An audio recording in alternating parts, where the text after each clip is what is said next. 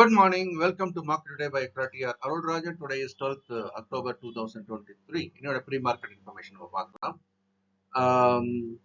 நேற்று முடிஞ்ச அமெரிக்க சந்தை சற்றே வலுவாக தான் முடிஞ்சிருக்கிறத பார்க்கிறோம். தொடர்ந்து கடந்த சில தினங்களாக அமெரிக்க சந்தை சற்றே வலுவாக தான் முடிந்திருக்கிறது. நேற்று பார்த்தீங்க அப்படின்னா டவ் ஜோன்ஸ் வந்து 0.18%, அது டவ் ஜோன்ஸ் ஃபியூச்சர்ஸ் தொடர்ந்து நம்ம பார்த்துக்கிட்டே இருக்கிறோம். S&P 0.43%, Nasdaq 0.71%. ஓகே.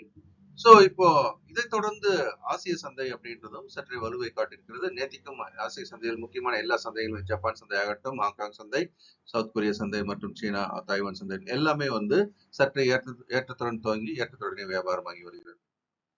நம்முடைய நிப்டி எப்படி ஆகுது அப்படின்றத பாக்கிறதுக்காக நம்ம கிஃப்ட் நிப்டி பாக்குறோம். இன்டர்நேஷனல் மார்க்கெட்ல டாலர் டேர்ம்ஸ்ல வியாபாரமாகக்கூடியது. அது இப்போதைக்கு அப்படின்னு பாத்தீங்கன்னா நேத்தியோடு ஒப்பிட்டு பார்க்கும்போது ஒரு பிளாட் ஓப்பனிங் நேற்றுக்கு எங்க முடிஞ்சிருக்கோ அதே இடத்துல இப்போதைக்கு துவங்குவதற்கான வாய்ப்பு இருப்பதாக நம்ம பார்க்கிறோம். நிப்டியோட ரேஞ்சை கொஞ்சம் மாற்றி அமைச்சிருக்கிறோம். ஏன்னா இப்போ 800 நம்ம ரெசிஸ்டன்ஸா வச்சிருக்கோம். இன்னும் 800 ரெசிஸ்டன்ஸ் தான். ஆனா அது நேத்திக்கு கொஞ்சம் அதை தாண்டி 19,811 வரைக்கும் வந்திருக்கு. பட் அதை தாண்டி இன்னும் கொஞ்சம் போறதுக்கான வாய்ப்பும் இருக்கிறதுனால நம்ம ரெசிஸ்டன்ஸ் லெவல 19,940 வச்சிருக்கோம். சப்போர்ட் லெவலையும் லைட்டா அப்லிஃப்ட் பண்ணி 19,600 வச்சிருக்கோம். நிப்டி பேங்க்ல எந்த மாற்றமும் இல்லை, அதே ரேஞ்ச் தான். கீழே 43,600, மேல 46,500, இப்போ ரெண்டுக்கு நடுவில் தான் இருந்துட்டு இருக்கிறத பாக்குறோம்.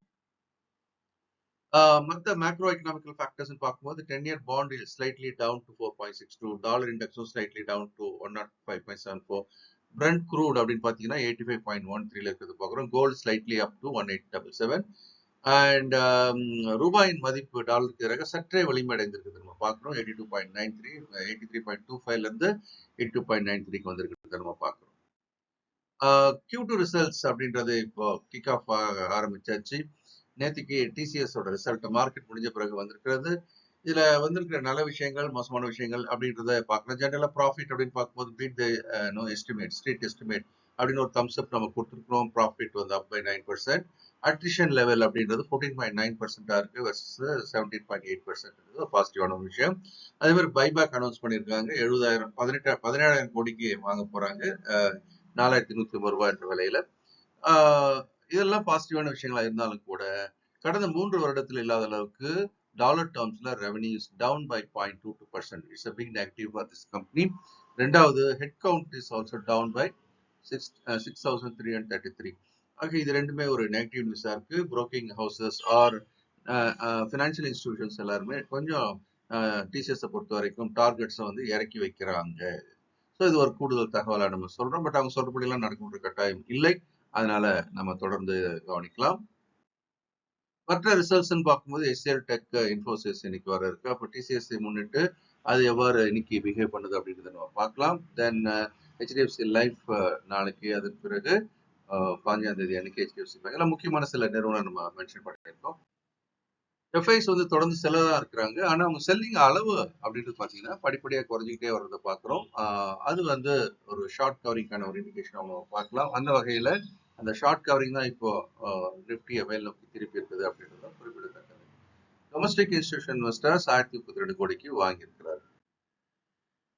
LMA live market analysis program ஒவ்வொரு நாளும் 11 மணிக்கு நம்ம Nifty and bank Nifty zoom வழியா நம்ம கனெக்ட் பண்றோம். ஸோ அதில் ஃபியூச்சர்ஸில் நிப்டி, பேங்க் நிப்டி, ஆப்ஷன்ஸ்லையும் எங்கே நம்ம வாங்குறதுக்கான வாய்ப்பு இருக்குது, விற்கிறதுக்கான வாய்ப்பு இருக்குது அடையாளம் பார்க்குறோம். ஒரு சின்ன ஃபீல 499 per week.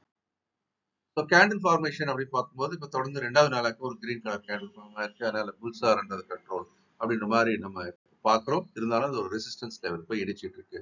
அதை தாண்டினாலும் 19,940ல தொடர்ந்து தடுக்கப்படுவதற்கான ஒரு வாய்ப்பு இருக்கிறத நம்ம பார்க்குறோம்.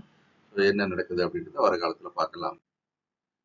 இந்த வீடியோ உங்களுக்கு பிடிச்சிருக்கோம் நம்புறேன். லைக் பண்ணி ஷேர் பண்ணுங்க. உங்க கமெண்ட்ஸையும் கீழே போடுங்க. இந்த நாளும் இனிமையான நாளாக இருக்க என்னுடைய மனமார்ந்த வாழ்த்துக்கள். இந்த வீடியோ உங்களுக்கு பிடிச்சிருக்கோம் நம்புறேன். நீங்களும் லைக் பண்ணி ஷேர் பண்ணுங்க. உங்களுடைய கமெண்ட்ஸையும் போடுங்க. இந்த நாளும் இனிமையான நாளாக இருக்க என்னுடைய மனமார்ந்த வாழ்த்துக்கள். இந்த வீடியோ உங்களுக்கு பிடிச்சிருக்கோம் நம்புறேன். நீங்களும் லைக் பண்ணி ஷேர் பண்ணுங்க. உங்களுடைய கமெண்ட்ஸையும் போடுங்க. இந்த நாளும் இனிமையான நாளாக இருக்க என்னுடைய மனமார்ந்த வாழ்த்துக்கள்.